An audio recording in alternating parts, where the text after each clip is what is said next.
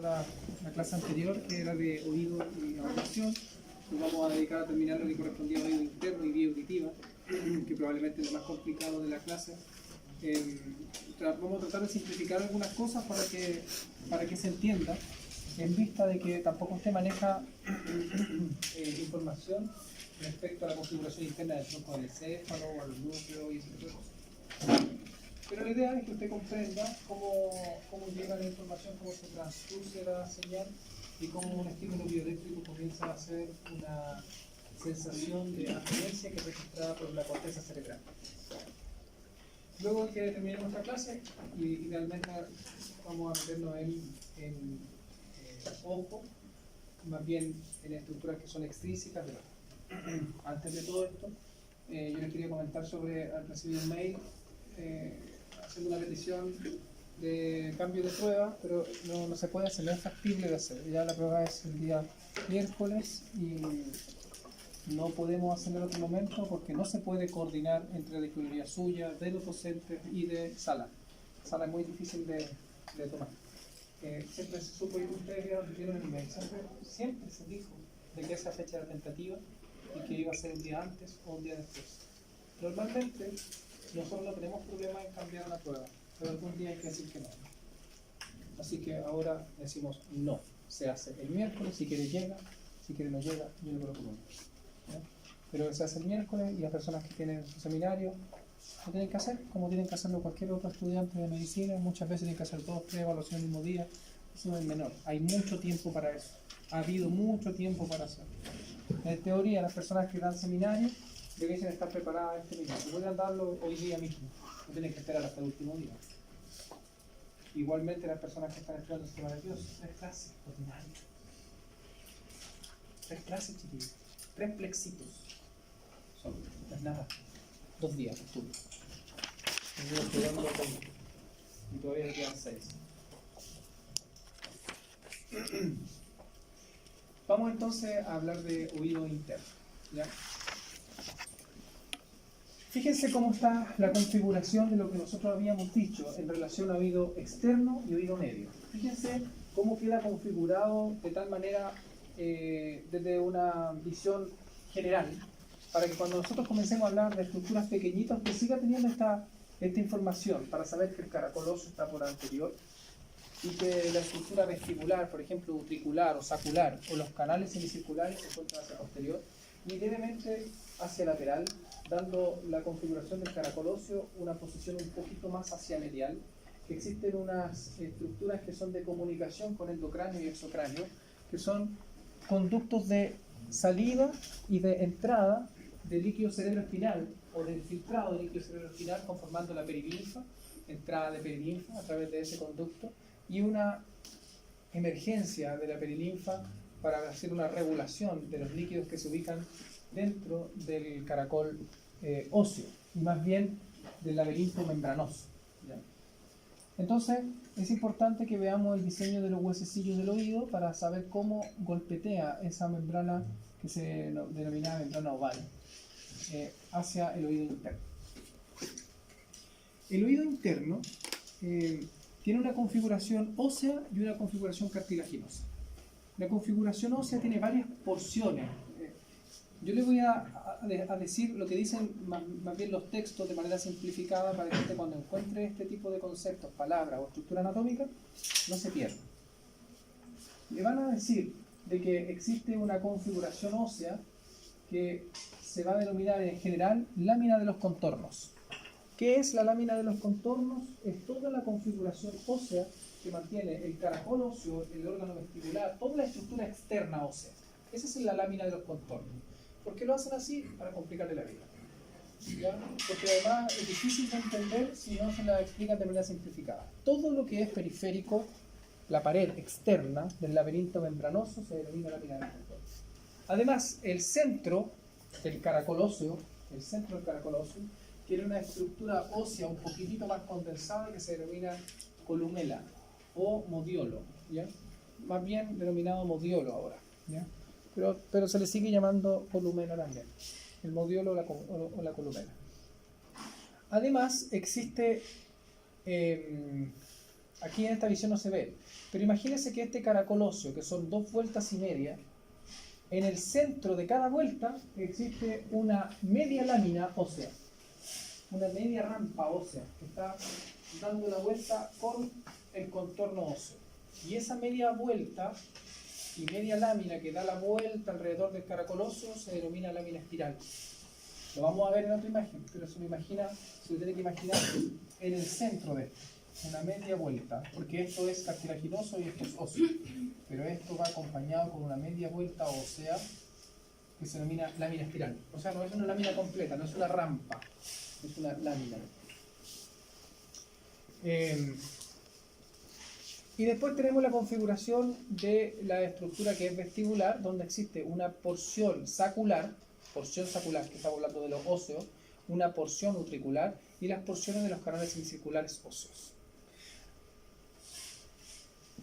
Dentro del canal óseo, dentro de estas estructuras óseas, pero por fuera de las estructuras cartilaginosas, existe este espacio donde circula lo que se denomina perilinfa. Y la perilinfa no es más que un filtrado de líquido cerebroespinal que tiene concentraciones diferenciadas de iones entre lo que se denomina perilinfa y endolinfa. O sea que la perilinfa y la endolinfa no son iguales, pero provienen de lo mismo. Las dos son líquido cerebroespinal, solo que una tiene mayor concentración de potasio y otra un poco más de concentración de sodio. Inversamente a lo que ocurre en relación a los canales de sodio y potasio. Extrañamente se ocurre esto en el oído. De tal manera de que tenemos una perilinfa y una endolinfa que se encuentra dentro de la estructura cartilaginosa, pero no en todos los lugares que están dentro de la estructura cartilaginosa, solamente en algunos espacios. O sea que la endolinfa está en algunas partes. Porque uno normalmente se lo imaginaría como que esto recorre perilinfa y la misma perilinfa después hace la endolinfa que está dentro de la estructura cartilaginosa y no está así. Hay otra cosa. Existe una comunicación de conductos cartilaginosos que comunica endolinfa entre la estructura sacular y utricular, y este conducto se denomina utrículo sacular, conducto utrículo sacular, para distribuir endolinfa entre ambas estructuras. Pero también existe una comunicación entre el sáculo y el caracol óseo, más bien la porción vestibular del caracol óseo, o sea, la que se acerca hacia el vestíbulo, ¿ya? Y eso se denomina el conducto de Reynolds. Conducto de Reynolds. Es muy importante porque ese conducto de Reynolds es el que le entrega la endolinfa al caracol óseo, que es donde va a tener mayor participación y mayor importancia la endolinfa para la configuración del órgano de Corti. Entonces, todo esto se está filtrando en el saco endolinfático, en el acueducto del conducto del vestíbulo, se distribuye por todas las regiones, y cuando hay un aumento demasiado perilinfa, entonces se comienza a hacer una reabsorción de esto mismo a través del acueducto del caracol. ¿Ya?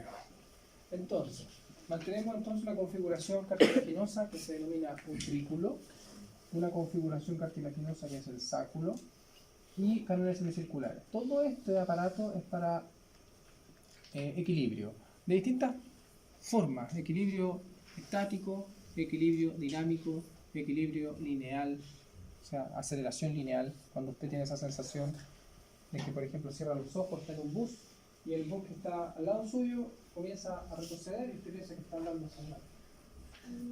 Esa sensación de aceleración lineal está manejada por los canales semicirculares, pero en las porciones ampulares, o sea, las porciones dilatadas de los canales semicirculares. Entonces, hay distintos tipos de equilibrio.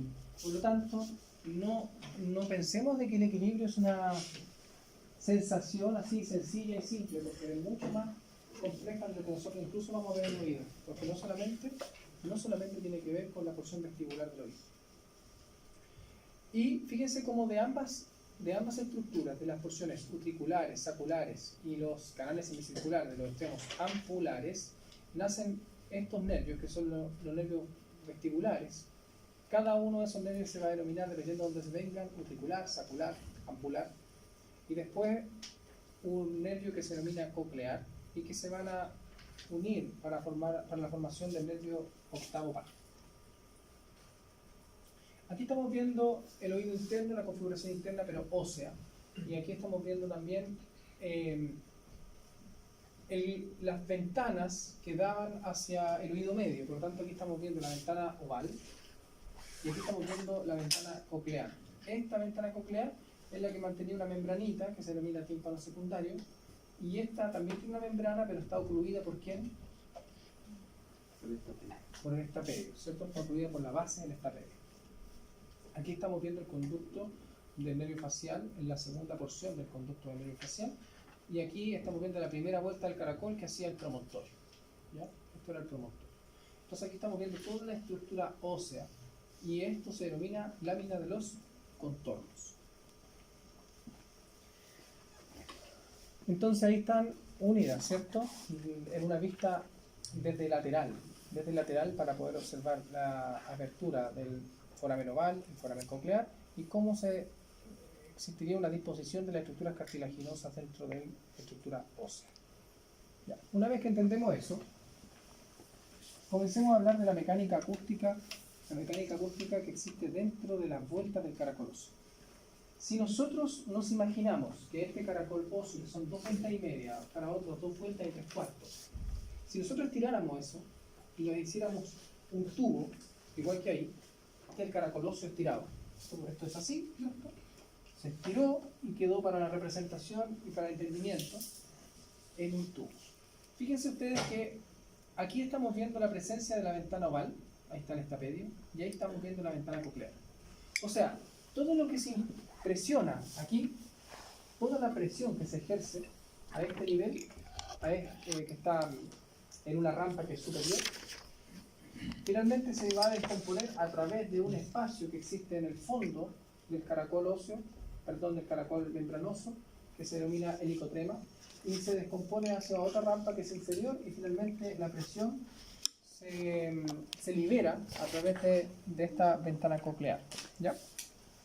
Entonces tenemos que dentro del caracol óseo existen 2 rampas. Una rampa superior que se denomina rampa vestibular y una rampa inferior que se denomina rampa timpánica. ¿Ya? Una rampa superior, rampa vestibular, y una rampa inferior, rampa timpánica. Y están unidas a través del extremo del caracol. Existe un espacio que se ubica en esta lámina, que se va a denominar la membrana basilar. Una membrana de separación para las rampas. Pero esa membrana basilar va a estar inserta, y aquí viene lo que yo les digo, de repente los textos se confunden. Dice que la membrana basilar va a estar inserta en la lámina espiral por un extremo, y en el otro extremo va a estar inserta en la lámina de los contornos. ¿Ya? Eso significa de que esa lámina espiral, ¿se acuerdan que yo decía que había un trocito de hueso, una lámina secundaria que iba dividiendo al conducto del caracol óseo en 2, pero que no era completa, sino que era un espacio de hueso nomás? Eso era la lámina espiral. Ahí se inserta entonces la membrana basilar. Y en el otro extremo se va a insertar en la periferia del hueso, por lo tanto en la lámina de los contornos. Y va a separar entonces las rampas totalmente, solo que en el extremo se dejará un pequeño espacio que se denomina helicotrema. Entonces nosotros comenzamos a entender que la mecánica acústica depende de la presión ejercida hacia el líquido que se encuentra dentro de la rampa. ¿Qué hay dentro de la rampa? Perilinfa. Perilinfa dando vuelta por la rampa superior y por la rampa inferior. Rampa vestibular, rampa timpánica. Este es un dibujo simplificado, porque esta membrana basilar tiene toda una estructura sobre y otras membranas que van a dividir a la rampa vestibular. Pero nosotros primero nos vamos a imaginar como que existe una rampa vestibular y una rampa timpánica y están unidas a través del helicotrema, y por eso que la presión que se ejerce por superior se puede liberar por inferior. Pero que existe una membrana que se denomina membrana basilar, que probablemente es la más importante del órgano de corte. ¿Por qué? Lo que ocurre es que esa membrana basilar va a estar dispuesta en todo el caracol óseo, pero con tensiones distintas. Diferentes tensiones de esta membrana a distintos lugares harán que distintas ondas estimularán esta membrana en distintas posiciones, en distintas porciones del caracol óseo. De tal forma que la estimulación de la membrana basilar estimulará ciertos tonos auditivos. Por lo tanto, la membrana basilar se dice tiene una distribución tonotópica. Distribución tonotópica del sonido. ¿Qué tiene la distribución tonotópica del sonido? La membrana basilar. ¿Por qué? Porque tiene distintas tensiones, distintos niveles. De tal manera, los sonidos graves se entienden y se escuchan en la base del caracol. Perdón, en el extremo. Y los sonidos más agudos, sobre 20.000 Hz. 20.000 Hz. ¿Se acuerdan que nosotros dijimos que el rango auditivo iba hasta 20.000 kHz? ¿Cierto? Pero sobre 20.000 Hz se escucha agudo, y eso es en la base de la cóclea. En el extremo de la cóclea están los graves. ¿Cómo usted se puede recordar de eso? Porque después se olvida, ¿cierto? Yo lo recuerdo, y siempre por eso que si lo olvido lo vuelvo a recordar. Porque está invertido. Porque uno pensaría que en la base de la cóclea se encuentra la distribución tonotópica de los sonidos graves. Y no es así, es al revés. Entonces, en la base de la cóclea, abajo, se encuentran los sonidos agudos. Pero en el extremo, en lo alto de la cóclea, se encuentran los sonidos graves. Y entre uno y otro, todo el rango medio del sonido. Entonces, algunas vibraciones mantendrán solamente, por ejemplo, una pequeña porción de la membrana basilar estimulable, aquí.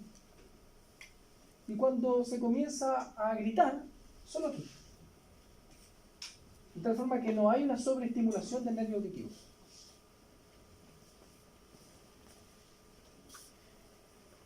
La misma imagen que habíamos visto antes, solamente que hacemos un corte transversal así. Y lo vemos aquí. Entonces, vemos, fíjense ustedes, la emergencia del nervio auditivo del centro. Pero dentro de esta región, que está dibujada, existe la lámina espiral. O sea que la lámina espiral es esto. Eso es la lámina espiral. No es completa. ¿Se da cuenta? Porque el resto está conformado por la lámina membrana basilar. Y se inserta en la lámina de los contornos. Entonces la membrana basilar es esa. ¿Ve? Entonces esta es la rampa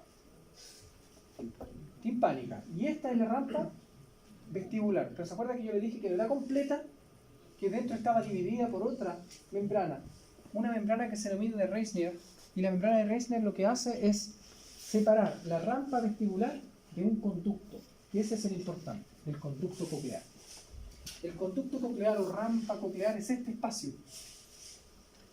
Fíjense que la diferencia de concentraciones iónicas que tiene uno y otro hace la diferencia entre un líquido de perilinfa y de endolinfa. Entonces, la perilinfa son iguales aquí, rampa vestibular, rampa timpánica, es rica en sodio. En cambio, el potasio está aumentado en la rampa coclear, o sea que eso es endolinfa. Ahí circula la endolinfa. Perfecto. Cuando la endolinfa se moviliza, por aquí estamos viendo un punto específico de la membrana basilar, cuando esto se moviliza, finalmente la membrana basilar se va a movilizar. O sea, si aumenta una presión aquí, en esta área, si aumenta una presión del líquido, esa membrana basilar, que a este nivel está como suelta, se va a comenzar a vibrar. Y como vibra, estimula a estas células. Y quiero aquí que coloquen atención a estas células.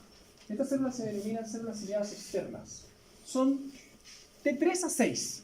Porque algunos textos dicen 3, otros dicen 4, pero de 3 a 6 células ciliadas externas. Y 1 o 2 ciliadas internas. Por cada estructuración del órgano de Corti. O sea que, miren lo que les voy a decir. El órgano de Corti, que es esto, está conformada solamente por una célula ciliada interna. Y la célula ciliada interna es la que produce el sonido, o más bien la que traduce la señal para hacer un estímulo bioeléctrico. Ahí está el receptor. Entonces, ¿qué son las células ciliadas externas?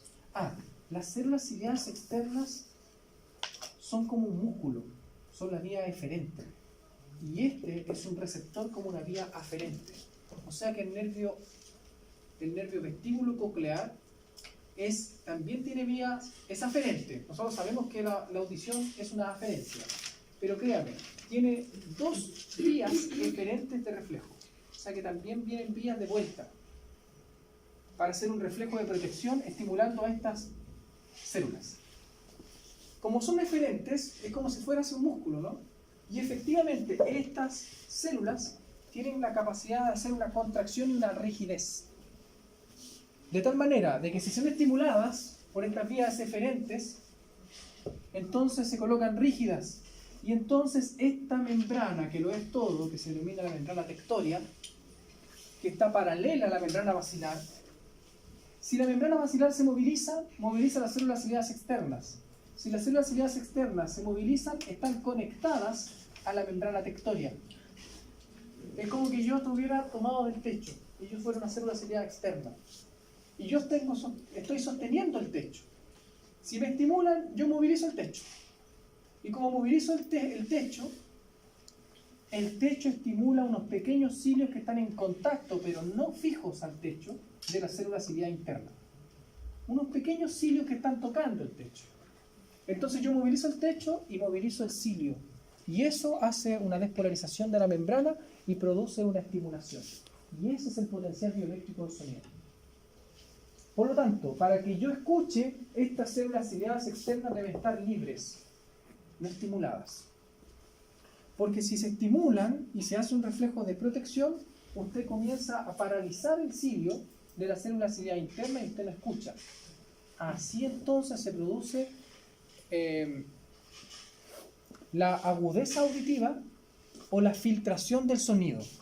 De tal forma de que ahora sí, usted de manera central está filtrando el sonido, por ejemplo el sonido ambiente, o el sonido, por ejemplo, que hace el aire acondicionado, o el sonido que está produciéndose, digamos, afuera.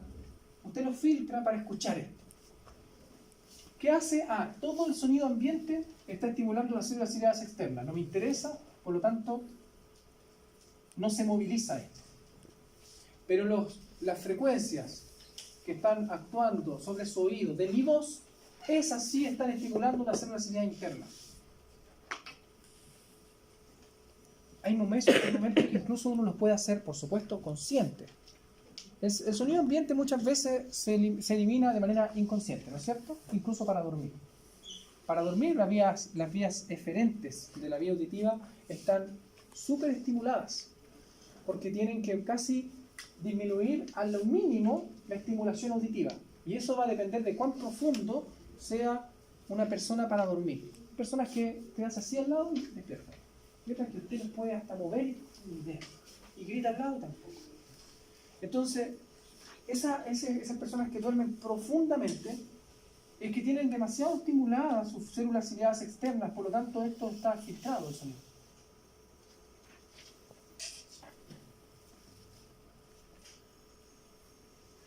Entonces, de paso, lo que nosotros hemos ido viendo son las estructuras que conforman el órgano de Corti. ¿Qué me interesa de todo esto? Que usted sepa de manera clara qué es una rampa vestibular, una rampa timpánica, la rampa coclear, que en la rampa coclear está todo el órgano de Corti, que la membrana tectoria se tiene que movilizar para movilizar el cilio y la célula ciliada interna, que las células ciliadas internas son menos que las ciliadas externas, pero son más importantes, y por lo tanto esta vía aferente es una célula ciliada interna por una neurona. Tiene una especificidad muy, muy alta.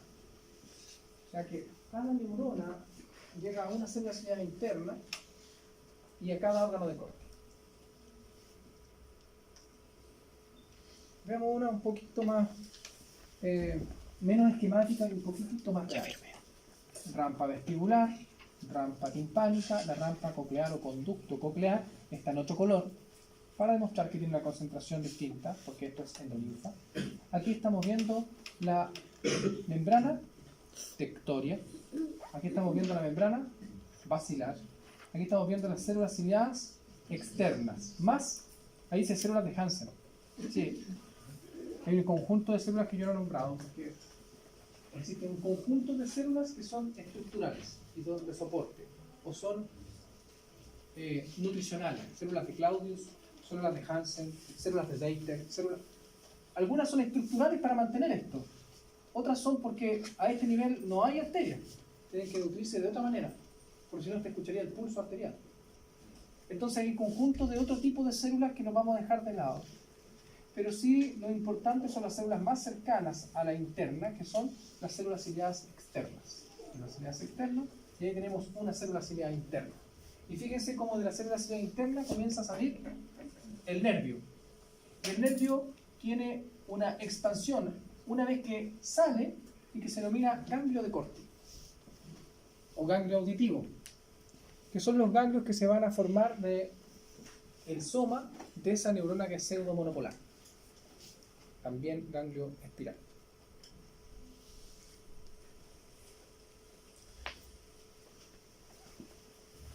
Cuando nosotros hemos entendido toda esta mecánica acústica hasta que se moviliza la célula ciliada interna, se moviliza la célula ciliada interna, que está representada aquí, se moviliza el cilio y se estimula la neurona y comienza la vía auditiva.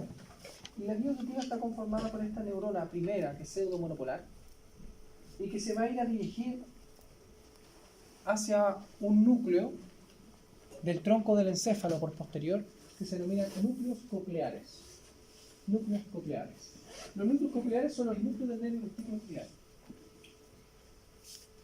O sea, de ahí emerge el nervio vestíbulo-coclear, o ahí llega, porque es aferente, el nervio vestíbulo-coclear.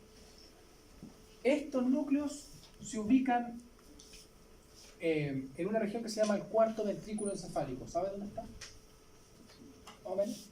Está por posterior del tronco del encéfalo, bien abajo. Y en ese cuarto ventrículo se pueden observar las estrías acústicas. Después, en algún momento, vamos a ver esto en neuroanatomía. Estrías acústicas, cómo están llegando del nervio. Y esas estrías acústicas se van a ir, algunas en lo profundo, otras van a continuar y otras se van a cruzar. Pero básicamente todas van a ir hacia los núcleos cocleares. Y de los núcleos cocleares emerge la segunda neurona de la vía. Y la segunda neurona de la vía va hacia unos núcleos que se denominan del complejo olivar superior, o núcleos olivares superiores. Esos núcleos olivares superiores se encuentran un poco ascendidos en relación al mismo tronco del encéfalo y en relación al cuarto ventrículo, pero lo importante es lo siguiente. La vía de esta neurona puede ser ipsilateral o contralateral. Ipsilateral o contralateral. Y esto va a suceder en la vía auditiva a varios niveles. O sea que la vía auditiva siempre va por el mismo camino y por el lado contrario. Para dos cosas. Una, para asegurar la vía. Esto pasa aquí, pasa aquí, pasa aquí, pasa aquí. Siempre se cruzan.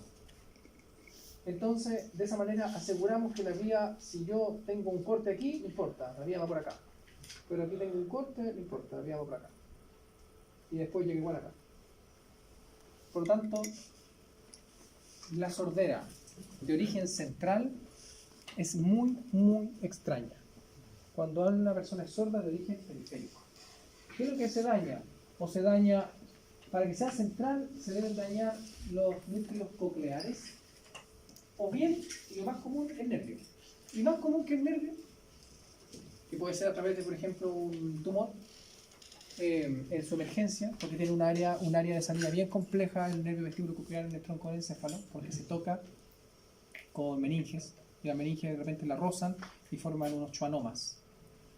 Y el schwannoma de hecho más prevalente dentro de la rareza es el del nervio vestíbulo coclear. Entonces ahí puede haber una sordera 100%, pero de origen periférico, porque es de un nervio. Pero lo más común es que sea por estructuras que son de transmisión, de señales. Por ejemplo, un huesecillo, o un ligamento, o una membrana rota. Pero de origen central, no, porque está asegurado. Pero vamos a otro concepto. La segunda neurona de la vía, que se fue ipsilateral o contralateral, se lo digo de la siguiente forma. La primera señal que llegue contralateralmente al núcleo del complejo olivar superior, contralateralmente al complejo del núcleo olivar superior, entonces el sonido es del lado contrario. Si usted estimula una vía que va a llegar al complejo olivar superior del lado izquierdo, entonces el sonido viene de la derecha. Entonces, este complejo se encarga de detectar de dónde proviene el sonido. De tal forma que si alguien le está gritando desde atrás, usted irá a mover la cabeza hacia el lado del sonido. O usted intenta detectar, si usted le habla de allá, usted no hace esto. ¿Me entiende? Usted hace así. Y eso es un reflejo. Y es un reflejo que está mediado por este nervio vestíbulo coclear que se denomina óculo cefalogiro.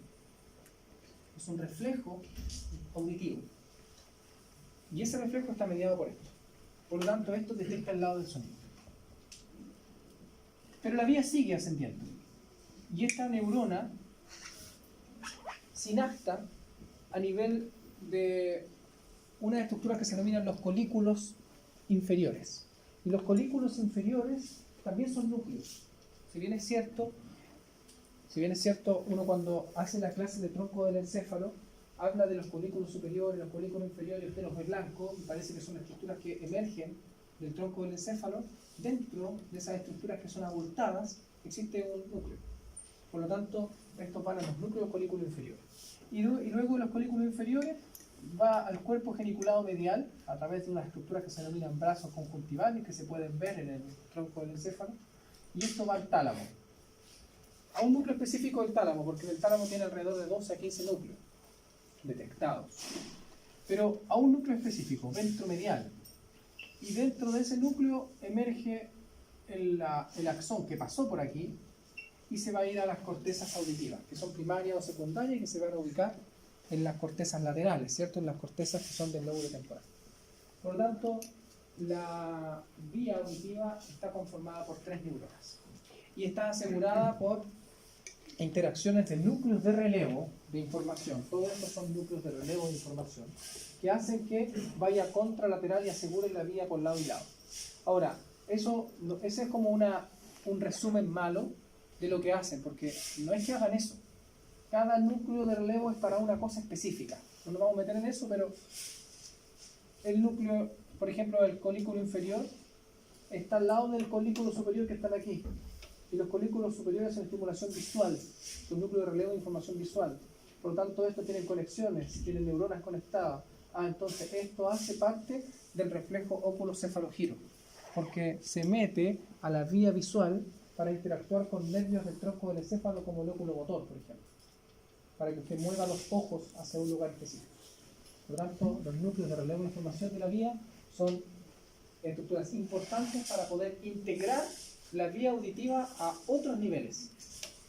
No es que solo usted vaya con una cuerdita a ir hacia una corteza auditiva para que se interprete la información, sino que va pasando por núcleos de relevo de información para que se hagan otras acciones.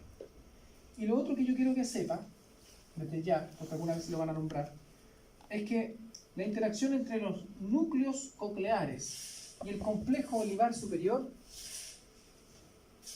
a una parte, la que se cruzó por ventral, se le llama cuerpo trapezoide. Cuerpo trapezoide. Y ese cuerpo trapezoide también tiene núcleos. Es como si yo hiciera puntos aquí por todos lados. Y entonces se le denomina el complejo del cuerpo trapezoide en el tronco del encéfalo. Y alguna vez se lo van a nombrar. Y más de una vez se lo van a nombrar y van a decir, entonces esto pasa por el cuerpo trapezoide. el menisco lateral pasa por el cuerpo trapezoide, etc. Entonces, ¿qué es el cuerpo trapezoide? Son un cruce de información auditiva que se ubica entre los núcleos cocleares y el complejo livar superior y que tiene otros núcleos de integración. Complejo del cuerpo trapezoide.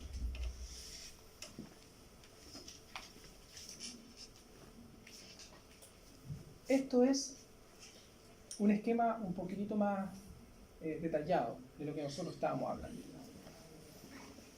Aquí estamos viendo la cóclea.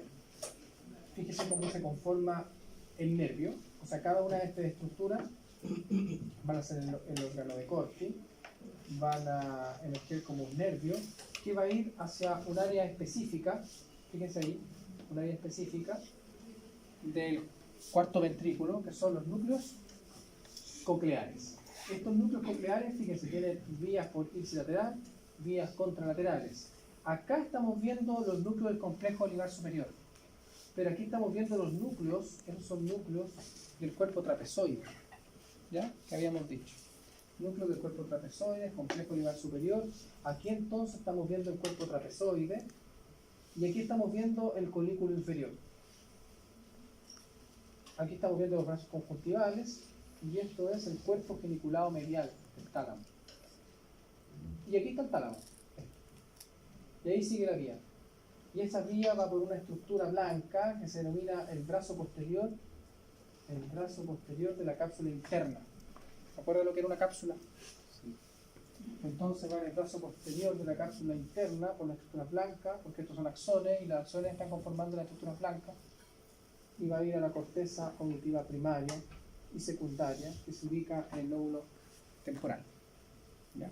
O sea que la vía auditiva tiene varios núcleos de relevo de información, está asegurada, miren, cruce, etc. Asegurada. Y eso tiene una implicancia en que la sordera central es casi imposible. ¿Se puede dar? Se puede dar. Pero es casi imposible. Las sorderas son de origen periférico. ¿Qué es esto? Este es la vía vestibular. De la vía vestibular se sabe bien poco. Hay cosas... Yo les voy a contar lo que se sabe. El resto es una incógnita. Y lo que se sabe es que una vez que se forman los nervios utriculares, saculares, ambulares y se conforma el nervio vestibular, que proviene de una estructura similar a un órgano de Corti, similar, porque también tiene células ciliadas, similares a las células ciliadas internas. Y ese conjunto de células ciliadas internas se llaman máculas. Y esas máculas están en las áreas que nosotros vimos delante del sáculo y el utrículo, distribuidos por todos lados. Y esas máculas mantienen, o esas células, mantienen un cuerpo gelatinoso encima, similar a una membrana tectoria, que si se estimula, mueve los cilios y se estimulan entonces y comienza un impulso bioeléctrico. O sea, es como una derivación de los mismos órganos de Corti. ¿Cómo se estimulan? Con la posición. Esa es la diferencia. O sea, ¿cómo se mueve la endolinfa a este nivel? No porque se estimule por una estructura que le esté generando presión, sino que aquí el cambio de posición hace que esos líquidos aumenten, disminuyan micropresiones, y eso hace que las máculas se estimulen. La posición de la cabeza y la posición estática y la posición que se denomina ortoestática está controlada por los canales semicirculares. O sea, la posición de la cabeza, incluso con los ojos cerrados. Cuando usted dice, estoy parado, pero está con los ojos cerrados. Esa sensación de saber si está usted recostado, o aunque esté con los ojos tapados, o esté de cabeza, es la sensación que le traen los canales semicirculares. El utrículo y el sáculo ya comenzamos aquí a tener problemas, porque aquí hay autores que dicen que algunos sirven para aceleración, otros dicen, no, en realidad el sáculo es aceleración lineal y el utrículo es un equilibrio estático. Otros dicen, no, ambos sirven para los dos. Quédense con cualquiera de los dos, me da igual. Lo importante, lea cualquier texto. Lo importante es que la estimulación, la aceleración lineal, estática y el movimiento de la cabeza, la posición ortostática y todo el equilibrio se ubica aquí, en la región vestibular y en los canales semicirculares. y que se estimulan por estas máculas que tienen células ciliadas. Una vez que la vía se comienza, también hay una neurona pseudomonopolar. Solo que la neurona pseudomonopolar ahora tiene un ganglio que se denomina el Scarpa, o ganglio vestibular, ganglio Scarpa le dicen todavía, y esto va a ir a una área muy similar a la de la vía auditiva. Por eso forman el mismo nervio, porque va a unos núcleos que se denominan núcleos vestibulares. Por eso es que en el piso del cuarto ventrículo hay un área grande que se le llama, en la estructura blanca, se le llama área vestibular. En el cuarto ventrículo dice, aquí está el colículo, aquí están las regiones de eminencias medias, y todo esto es área vestibular. ¿Qué es el área vestibular? Porque debajo se encuentran los núcleos vestibulares. Por tanto, ahí llega la información de la región vestibular. Luego, una vez que llega la información, comienza a ascender. ¿Hacia dónde? Asciende hacia núcleos que se van a denominar, o que son homólogos a los que se encuentran en la médula espinal, que son el fascículo longitudinal medial. Fascículo longitudinal medial, que es un núcleo de información. ¿Y qué es ese fascículo longitudinal medial? Esos núcleos controlan en descenso, controlan los núcleos de la médula espinal que van a controlar a nivel motor los músculos erectores espinales. De tal manera de que si usted está estimulando la vía vestibular y usted está en un pie, le permite que la musculatura de la espalda se equilibre de tal manera de que usted no se caiga. O sea, es como un reflejo de ascenso y descenso inmediatamente, de ascenso y descenso. De ascenso por los núcleos de la región medial de la médula espinal y del tronco del encéfalo, y descenso eferente hacia los músculos erectores espinales. Y además mantenemos una información que es dada a través de una estructura que se llama el cuerpo rectiforme. Yo no los quiero enredar, yo creo que lo voy a enredar mucho, pero esta información se descompone en esta vía y en una vía que va hacia el cerebelo. Y aquí en la vía que usted alguna vez escuchó, decía que el equilibrio se procesaba en el cerebelo, ¿sí? Una parte. Y esa parte va a través de este cuerpo rectiforme a incluirse a las porciones más antiguas, las más antiguas del cerebelo, a una porción pequeña del cerebelo, que se denomina arquicerebelo y que está conformada por un lóbulo que se denomina flóculo nodular y un pequeño núcleo en el centro. Efectivamente, esa información es procesada a nivel del núcleo del cerebelo, de parte del cerebelo, y es transmitida en descenso para el resto de la musculatura del cuerpo, para poder, por ejemplo, reaccionar ante una pérdida de equilibrio. Es complejo, pero usted lo va a entender en la medida que vaya avanzando en los cursos de neurociencia.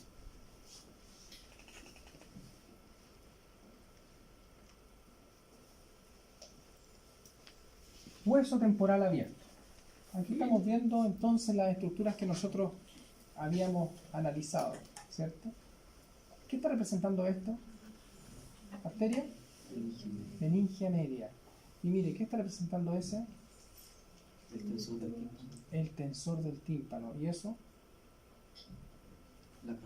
La tuba. ¿Se acuerda que por debajo estaba la tuba auditiva? ¿Y qué representa esta región? Esa, por ejemplo, que después si la cierro está con eso. El conducto carotídeo. Perfecto. Y aquí la vena yugular interna. ¿Qué es eso? Membrana timpánica, ¿la ve?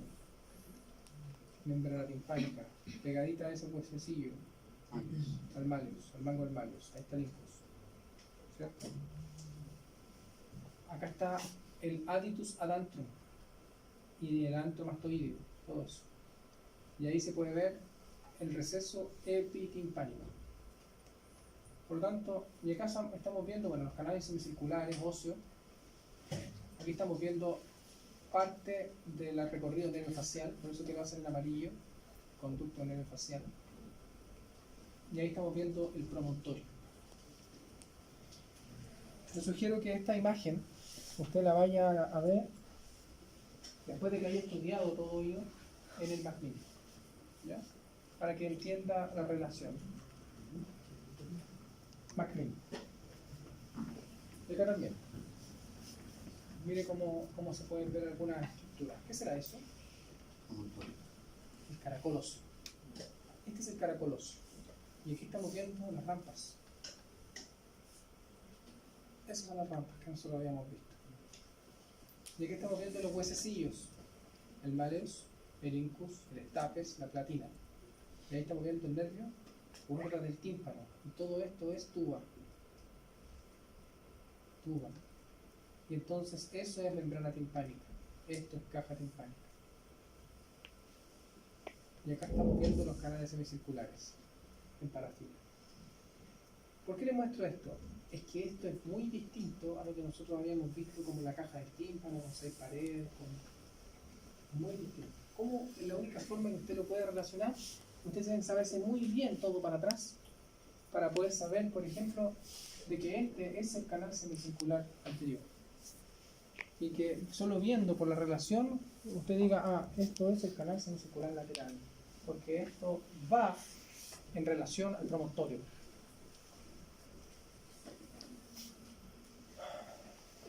Hasta ahí entonces era la clase de la semana pasada.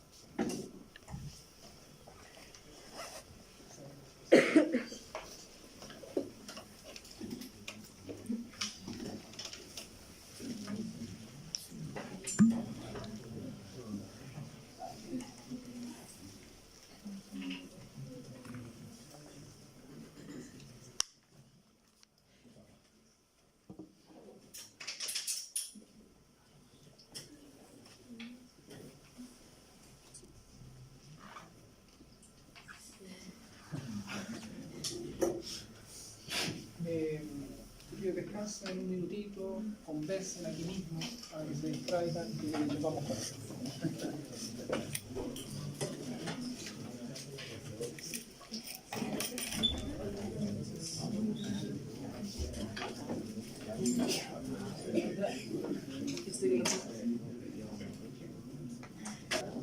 Avancemos.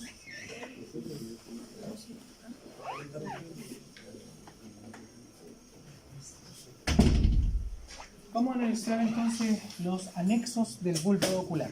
Creo que esta clase es previa pero a la clase que corresponde a globo ocular, a ojo, y a vía visual. Porque hay muchas cosas que decir antes de meternos en un globo ocular, que ya es complejo. Y de la vía visual, que es óptica, del segundo par, que también es difícil. Pero me imagino que uno se preguntará primero, ¿qué pasa con la musculatura extrínseca? ¿Qué pasa con la vascularización del ojo? ¿De dónde proviene? ¿Por dónde emerge? ¿Cuáles son los nervios craneales involucrados en la movilización del ojo? ¿Cómo interactúa el sistema vegetativo a través de los nervios para saber de dónde viene el sistema parasimpático y el sistema simpático, por ejemplo? ¿Y cuáles son los nervios que traen uno y otro? ¿O cómo llega el sistema simpático que viene desde el cuello a interactuar con un nervio craneal, por ejemplo, para poder meterse a nivel del ojo o del párpado y buscar estructuras dianas que están en la cabeza, digamos, ¿verdad? Que son viscerales. Entonces vamos a analizar generalidades de anexos oculares, anexos del bulbo ocular, la musculatura, irrigación, inervación, de músculos que son extrínsecos, tercer par, cuarto y sexto. Entonces, la interacción entre los pares craneales y el sistema neurovegetativo. De tal forma de que de esta clase la idea es que usted entienda tercer, cuarto y sexto par, y así nosotros le quitamos carga a neurociencia, ¿eh? Y nos ocupamos en algo importante. Entonces, ahora lo vamos a entender, lo vamos a dejar fuera a lo que es nervio óptico, pero además le vamos a incluir a esto nervio quinto par, primera división oftálmica, que es sensitivo. Entonces, el ojo debe ser visto primero, antes de hablar como globo ocular, de la estructura que es periférica, que es la órbita. Y la órbita está conformada por varios huesos de la cara. Nosotros en algún momento los nombramos, ¿cierto? No vamos a ir a lo específico porque usted no tuvo clase de viscerocráneo, pero básicamente está conformado por el hueso maxilar, que le da una configuración muy importante, porque además de él emergen músculos extrínsecos, por el hueso que se denomina cigomático, con su proceso cigomático y su proceso orbitario. El proceso orbitario y en general por el hueso frontal, pero también hacia lo profundo nos vamos a encontrar con el hueso lagrimal y con el hueso etmoides, conformando parte de esto. Y en el fondo con el hueso esfenoides. Porque se acuerda que entre las alas mayor y ala menor del esfenoide se iba a conformar la fisura orbitaria superior, que era parte de esto. Pero además la fisura orbitaria inferior, que estaba bajo las alas del esfenoides, también va a ser parte del piso de la órbita. Y esas fisuras orbitarias, que aquí no se ven, ¿cierto? Como estarían en el fondo, van a ser tremendamente importantes porque de ahí va a emerger la vascularización, la inervación a través de eso. Y también el conjunto muscular que va a estar fijo a través de un tendón entre el ala mayor y el ala menor del esfenoide. Además, existe un conjunto por anterior, un conjunto de estructuras que son cartilaginosas, que se denominan el tarso. El tarso conforma el esqueleto, nosotros creo que lo habíamos dicho una vez, pero conforma el esqueleto cartilaginoso y fibroso de los párpados. Pero si usted se fija bien aquí, está fijado a nivel óseo solamente por medial y por lateral. Pero pareciera que aquí no hay una fijación a la órbita, sino que está fijo a una estructura que está hacia adentro. ¿Se fijan? Y eso es muy cercano a la realidad, porque en la formación del ojo, de la dura madre, van a formarse divertículos de dura madre. Divertículos significan anexos de dura madre.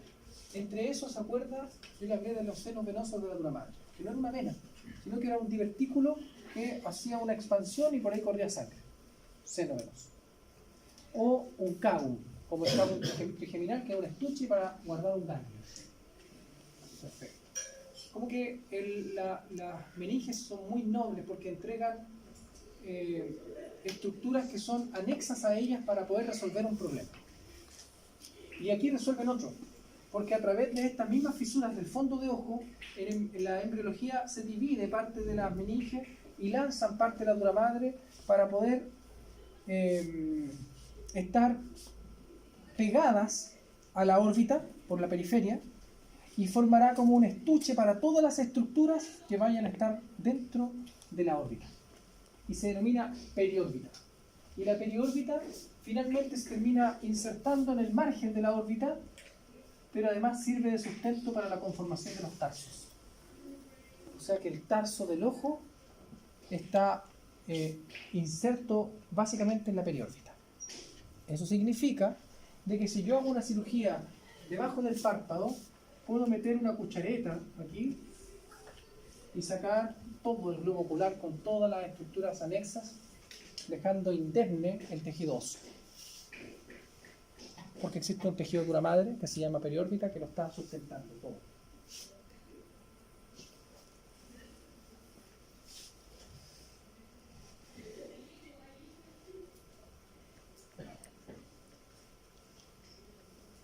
Aquí aprovechamos de ver unas cosas que nosotros vamos a analizar, pero me parece un buen dibujo para analizar. Fíjense la emergencia de esta estructura. Paquetes vascular nerviosos por la región orbital. Nosotros vamos a hablar de esto. No se olvide de el nervio, ahí está la arteria también, el mismo nombre, pero nosotros vamos a dirigirnos más bien a los nervios, que se denomina supratroclear, nervio supratroclear, y nervio supraorbitario.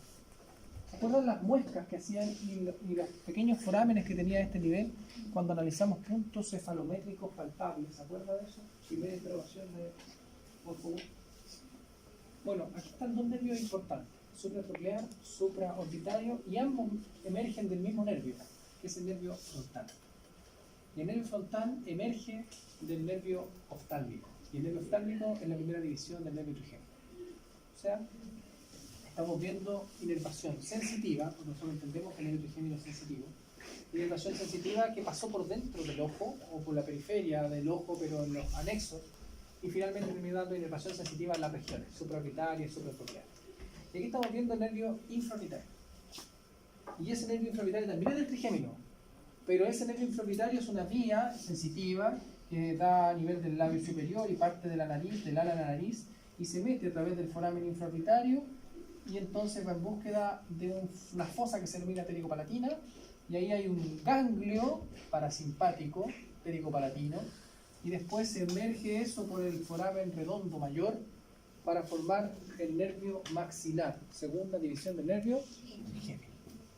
Por lo tanto, aquí estamos viendo si se pudiese decir, los ramos terminales del nervio oftálmico y del nervio maxilar. O sea que el ojo queda incluido entre las dos divisiones del trigémino. Y las dos divisiones del trigémino le aportan algo. Ya vamos a ver qué. Aquí estamos viendo una disección y un análogo, un dibujo muy similar, ¿cierto? Muy similar a la disección. Donde se pueden ver estructuras anexas al globo ocular y fíjense cómo está despegado de la superficie, porque esto está todo dentro de la periórbita. Pero han sacado gran parte de la grasa. De hecho, la periórbita es sésame. Porque efectivamente la periórbita divide a la glándula lagrimal, que se ubica a nivel superolateral, la divide en dos porciones. En una porción que es palpebral, o sea que es más anterior, y una porción que es orbitaria y que la deja fuera de la periórbita. O sea que la glándula lagrimal está como fuera de lo que son estructuras de ojo. Entonces existen dos porciones de la glándula lagrimal, una palpebral y una orbitaria. Están divididas por la periórbita. Estamos viendo aquí los músculos extrínsecos del globo ocular. Y comenzamos entonces a analizar que existen músculos que van a movilizar el ojo, pero vamos a hablar ahora de la movilización de la pupila. O sea que movilizan la pupila hacia medial, hacia lateral, hacia superior o hacen movimientos combinados. Y usted ahora comenzará a preguntarse, bueno, ¿y para qué tanto nervio? ¿Para qué tanto nervio craneal importante para mover un ojo? Hacia medial, hacia lateral. Lo que ocurre es que primero un ojo tiene que moverse en relación al otro, pero tiene que en algunos momentos desconectarse del otro para poder hacer, por ejemplo, una visión de convergencia. O sea, que llevan los ojos hacia la punta de la nariz. Se desconectan. Pero de repente deben estar conectados. Y esa conexión está en la corteza orbitofrontal, o sea, la corteza frontal, baja. Y entonces si el ojo izquierdo va hacia la derecha, el ojo derecho va a la dirección contraria para poder seguir. Si el ojo sube, el otro también. Pero si usted va en convergencia de los ojos, va a tener movimientos que van a estar desconectados. Entonces hay una coordinación muy, muy exquisita del ojo que debe estar a cargo de ciertos núcleos del tronco del encéfalo. Y ya vamos a hablar de los músculos. Aquí estamos viendo los músculos extrínsecos del ojo. Y hablamos de músculos extrínsecos, entonces usted dice, ¿existen músculos intrínsecos? Sí. Los músculos intrínsecos están dentro del globo ocular. Son el músculo papilar, que acomoda el cristalino, que acomoda el lente, músculo papilar. Y los músculos del iris, quienes son radiados y circulares para producir miosis y midriasis. Entonces pueden producir una disminución del diámetro de la pupila o un aumento. Esas son musculatura intrínseca. Entonces la musculatura extrínseca es periférica. ¿Cuál es el músculo extrínseco? Elevador del párpado superior. Elevador del párpado superior. El músculo recto superior del ojo. El músculo recto lateral del ojo. El músculo recto medial del ojo. El músculo recto inferior del ojo. El músculo oblicuo inferior del ojo y el músculo oblicuo superior del ojo. 7 músculos extrínsecos que usted los debe tener más que claro de dónde provienen y hacia dónde van, qué mueven. Pero adicional a esto, nos vamos a referir en esta clase a esta arteria que proviene de la carótida interna, pero es la arteria oftálmica. Una arteria importantísima que tiene características muy, muy especiales, porque la arteria oftálmica, una vez que se conforma y abandona el lugar que de donde emerge, que es el seno cavernoso, continúa en relación al nervio y va abordando el nervio óptico, de tal forma de dividiéndose en varias arterias que no vienen al lugar ahora hasta que nosotros hablemos de carótida interna. Pero hay una que nos vamos a dejar vista, que es una pequeña arteria que se desprende y perfora el nervio óptico. Y lo perfora para irrigar al ojo, y no al nervio, al ojo, al fondo del ojo y a la capa media del ojo. Entonces formó una perforación de una arteria a un nervio. Cuando se perfora una arteria a un nervio se llama generalidades de anatomía y generalidades de angiología. Se llama vasa nervorum. Una vasa nervorum. Pero esta no es una vasa nervorum, porque esta no irriga un nervio. Esta solamente la perfora y la lleva en el centro del nervio y la entrega en el ojo. Entonces una arteria bien extraña, la arteria central de la retina. Y esa arteria central de la retina es la que cuando se hace un fondo de ojo se puede ver. Se ven sus ramificaciones superiores e inferiores a través de un punto que se llama punto ciego del ojo. Arteria central de la retina es probablemente la más importante para el ojo. De los músculos extrínsecos del ojo diremos lo siguiente. Se conforman la mayoría a través de una estructura tendinosa común que se llama anillo tendinoso común. Antes el anillo tendinoso de zinc. El anillo tendinoso de zinc o anillo tendinoso común trae la formación tendinosa del músculo recto lateral, recto medial, recto inferior, recto superior, el músculo elevador del párpado superior y el músculo oblicuo superior del ojo. Pero no de este. El músculo oblicuo inferior del ojo se origina en el proceso ascendente del maxilar. En el proceso ascendente del maxilar. Y ahí. Y luego va hacia el globo ocular para insertarse en el ojo. O sea que este está desconectado del anillo tendinoso de zinc. El resto es el que emerge del anillo tendinoso. Por eso aquí se puede ver su origen en el proceso ascendente del maxilar. Va hacia el ojo. Y todo el resto se observa desde el anillo tendinoso de zinc. El anillo tendinoso de zinc está perforado. Está perforado para el nervio óptico por una parte y el conjunto de nervios y arterias que van a ingresar por alrededor. Pero tiene una doble perforación, una sola para el nervio óptico y una para los demás. Una perforación para el nervio óptico y otra para los demás. El anillo tendinoso de zinc se va a insertar en la fisura orbitaria superior. La fisura orbitaria superior es esta, ¿cierto? Ahí se ve un trozo. ¿Se acuerdan que entre el ala mayor y el ala menor del esfenoides se acercaban dos espículas y entonces dejaba separado la fisura en una parte medial y una parte lateral? La parte lateral usted la está viendo ahí. Y la parte medial es donde se inserta el anillo tendinoso de zinc. Ese anillo tendinoso, dijimos que van a tener estructuras que van a emerger internamente y otras por fuera. Esto es muy importante.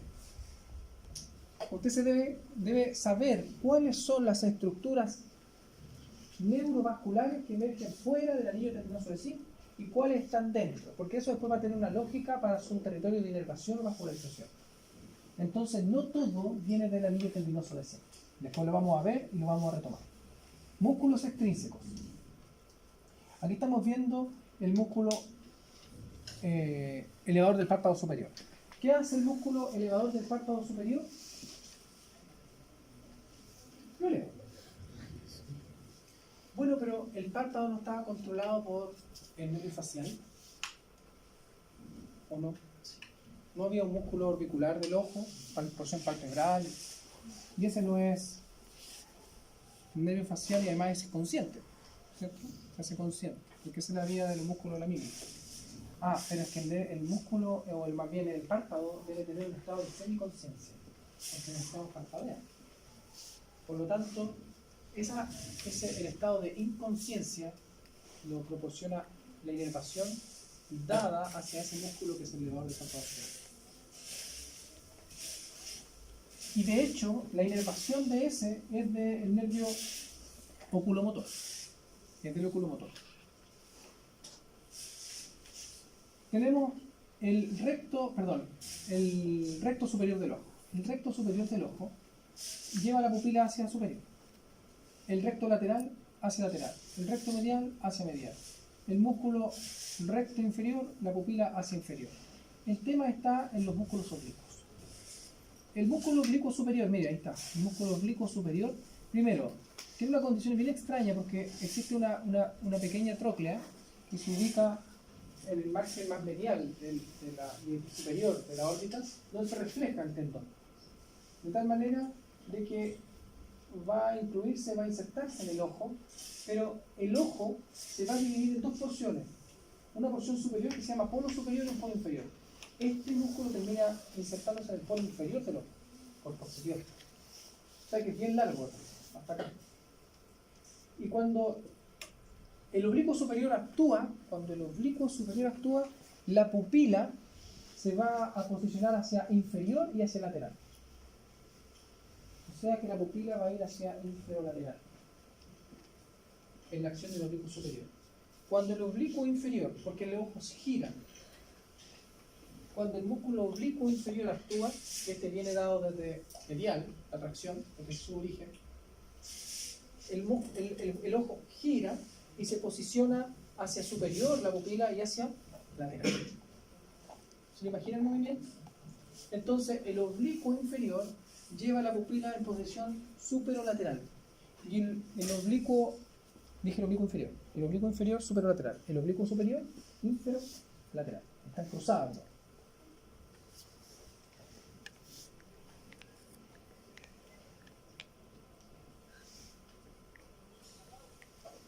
Aquí se pueden ver de nuevo cómo se posicionan los músculos rectos versus los oblicuos. Y el oblicuo, fíjense el oblicuo superior como pasa bajo el recto, profundo. En cambio el oblicuo inferior pasa superficial al recto inferior. Esto es importante, ¿por qué? Es que usted va a tener que disecar un ojo.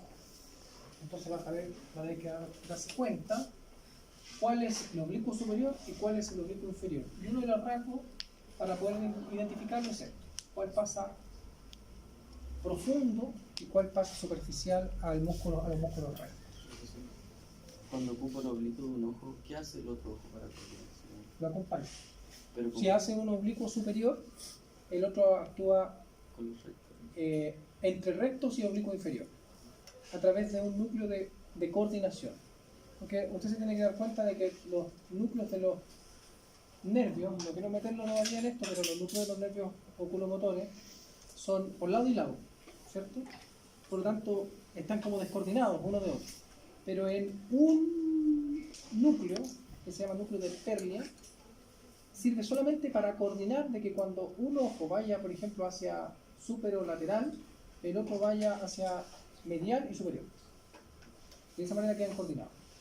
Ese es el movimiento de coordinación del núcleo de Perlia.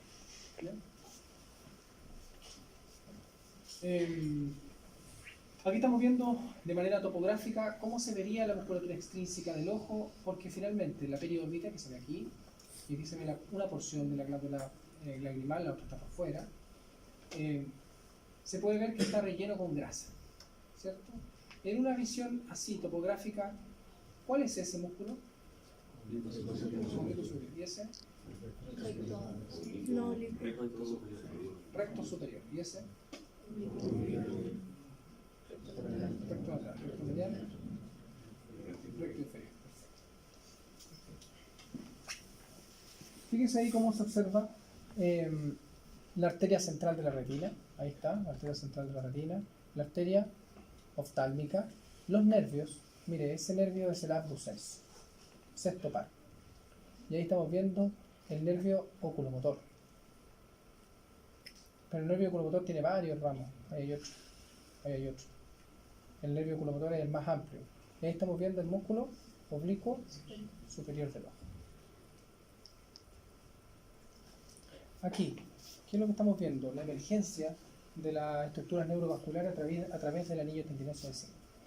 ¿Qué es esto? Nervio óptico. Y esto, arteria oftálmica. Esta es una estructura que nosotros no hemos dicho aún, pero es el ganglio ciliar. El ganglio ciliar. Y estos pequeños nervios son los nervios ciliares cortos. Y aquí estamos viendo el nervio abducens. ¿Por qué sé que es el abducens? Porque va al músculo recto lateral. Pero además su punto motor está por medial al músculo.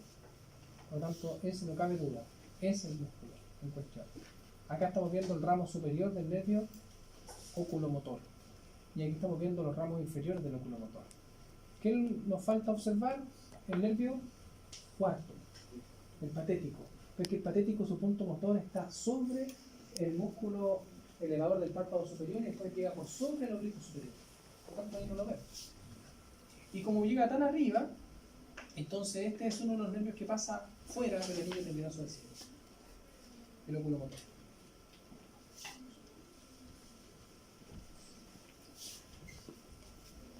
Nervio oculomotor, ahí estamos.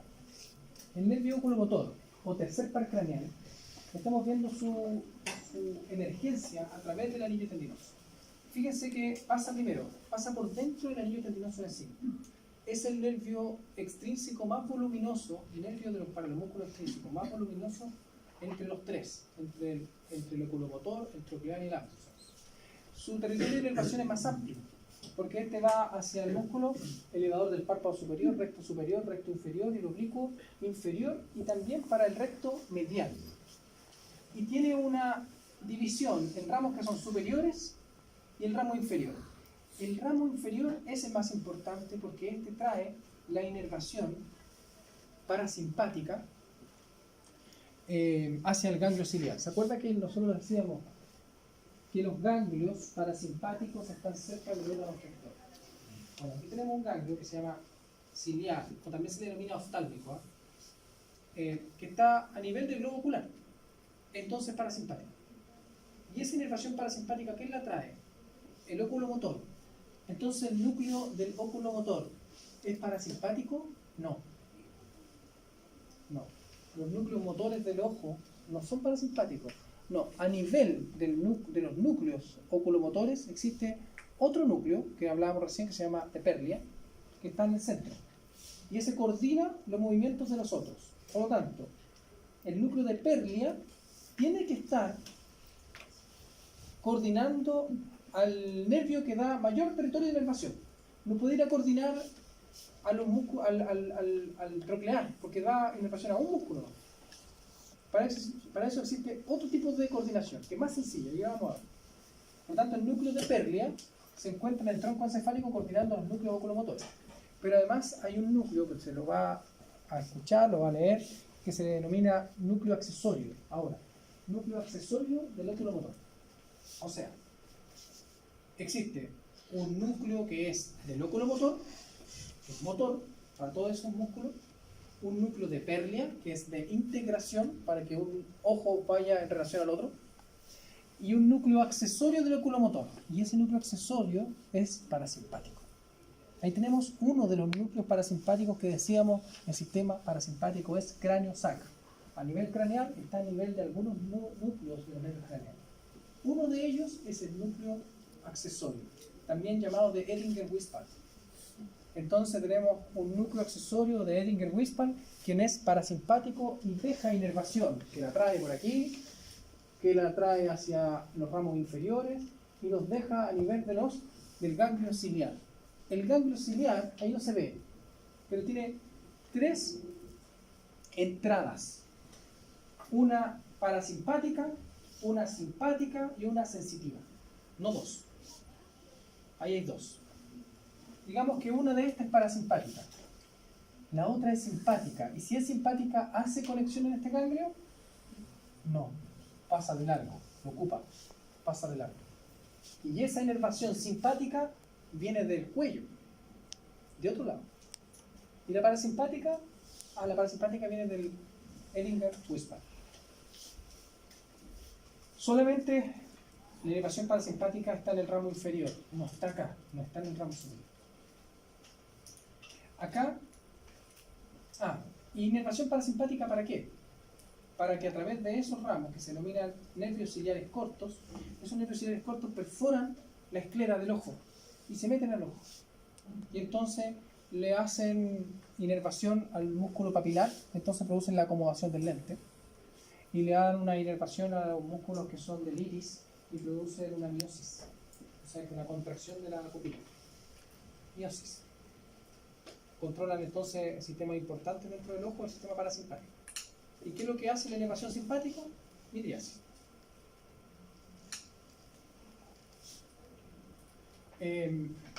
Hablemos un poquito del troclear. El troclear lo vamos a hablar como un nervio que es fino, es muy largo.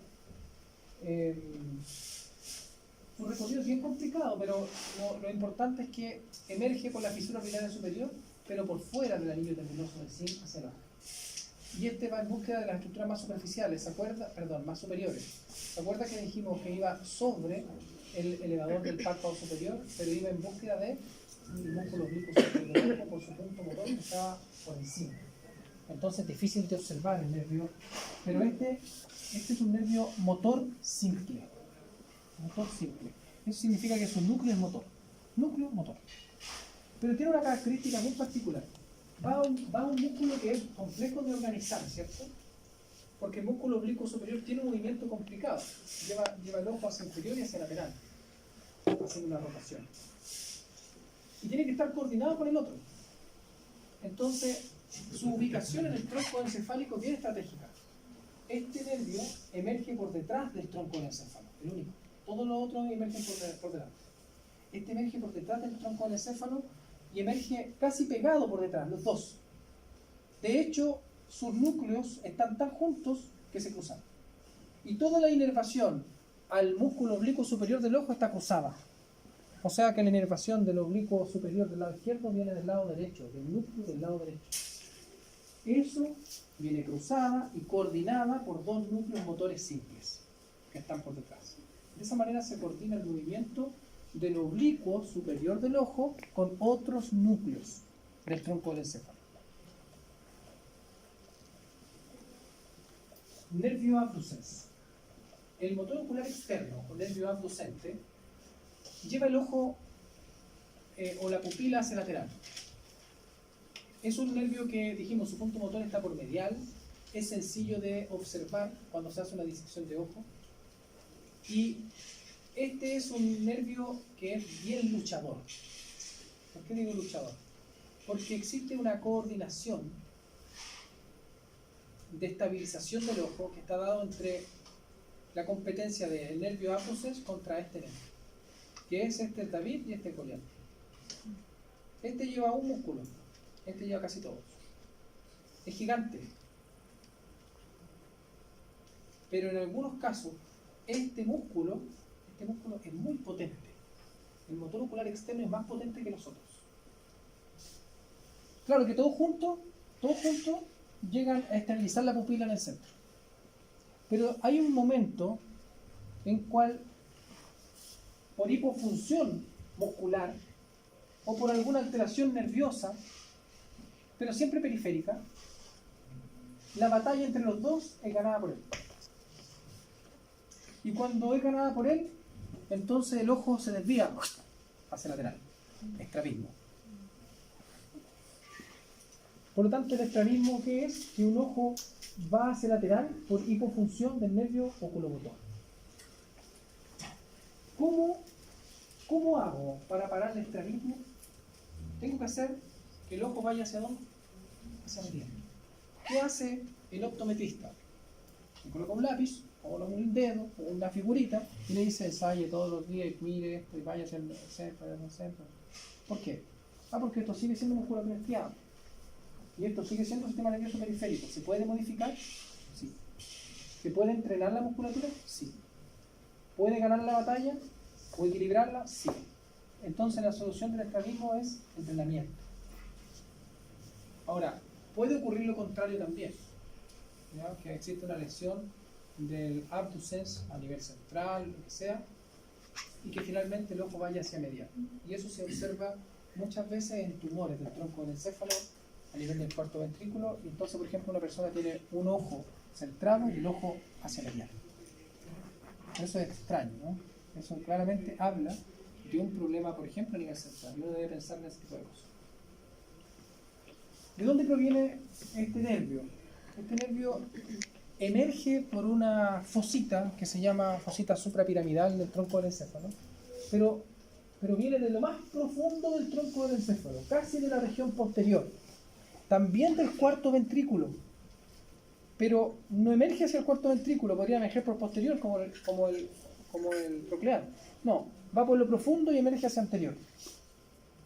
Y el núcleo de este nervio, el núcleo abductor, desplaza al núcleo y a la configuración del nervio facial que está en un lado. De tal manera que el nervio facial deja una impronta por el cuarto ventrículo que se denomina colículo facial. Y el colículo facial no es más que la presencia del núcleo del abductor y desplazando al nervio facial dando un colículo facial del tronco del encéfalo. ¿Cómo es el recorrido de estos tres? Ahí estamos viendo el nervio oculomotor. ¿Dónde emerge? En el tronco del encéfalo. Bueno, para eso hay que saber cómo está compuesto el tronco del encéfalo. Aquí estamos viendo, en un esquema bien sencillo, lo que es el bulbo, o la médula oblonga. Esto es el puente, y esto es el mesencéfalo. Entonces, y a grandes rasgos, porque en realidad el mesencéfalo está compuesto por esta estructura que se llaman pedúnculos cerebrales. ¿De dónde emerge el tercer par? De los pedúnculos cerebrales, de la región más central de los pedúnculos cerebrales. Y donde su recorrido es hacia anterior y luego en búsqueda de qué estructura, una estructura que usted conoce muy bien, que Andrea Besallo lo estudió mucho, y que es el seno cavernoso. Porque es una estructura distinta a lo que nosotros vemos en el cuerpo, un seno venoso que está relleno de sangre, pero dentro de él existen estructuras pasantes, neurovasculares, de importancia, porque dentro del seno cavernoso nos vamos a encontrar con la carótida interna, y a través de la carótida interna se va a emerger la arteria oftálmica, y nos vamos a encontrar con el tercer par craneal dentro, configurándose el cuarto par dentro del seno cavernoso, el sexto par dentro del seno cavernoso, parte del nervio trigémino, la primera división del nervio trigémino oftálmico por la pared lateral del seno cavernoso. O sea, unas estructuras del quinto par, del tercer par, del cuarto par, del sexto par, todos dentro del seno. Inmediatamente yo le hago la siguiente pregunta. Imagine un tumor que sea compresivo para el seno cavernoso. Un tumor hipoficiario, compresivo del seno cavernoso. ¿Qué esperaría encontrar? Alteración en el movimiento de los ojos, o de posición, o de movimiento. Pero ¿qué es lo que hace esa persona? ¿Cómo llega al médico? Tiene diplopía, o sea, ve doble, ve una imagen, los movimientos del ojo son repetitivos, reiterativos, anómalos, desconectados. Un ojo se fue hacia un lado y se quedó ahí, y el otro ojo sigue por su lado independiente. Pareciera que no hay coordinación de la corteza orbitofrontal. Entonces debe tener un tumor en el isquial, o puede tener un tumor hipoficiario, pero por ese nivel. Ahora, ¿qué pasa si se destruye la región? Si se comprime a tal punto que se destruye, o, por ejemplo, un lado del seno cavernoso. ¿Qué ocurre con el individuo?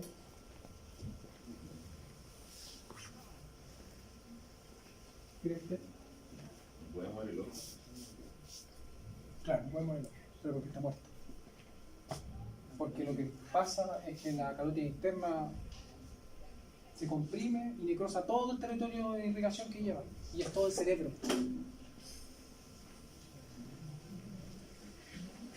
Por lo tanto, ahí ya la lesión que comienza siendo de los pares craneales. ¿Cuál es el peligro final de un tumor hipoficiario? Que la persona tiene riesgo vital, y operable casi ninguno.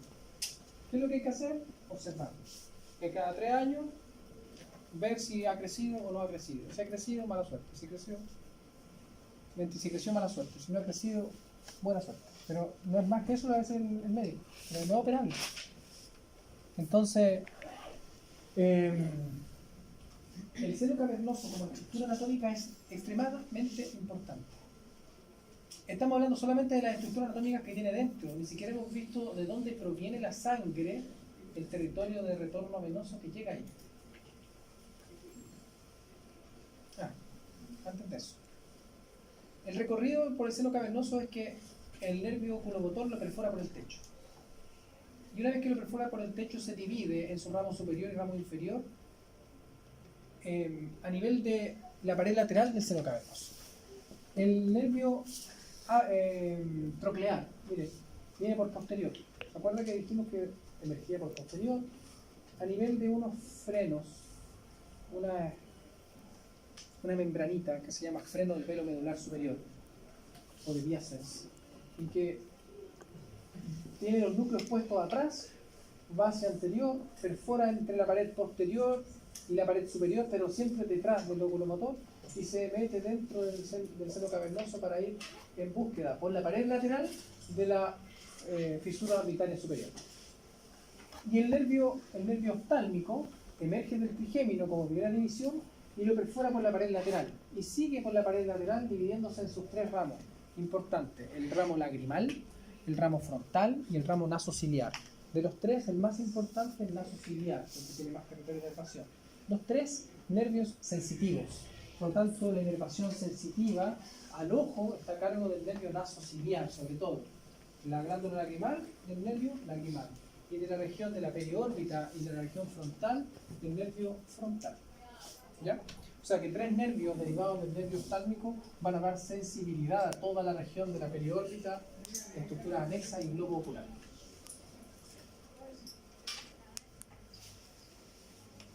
Creo que miramos.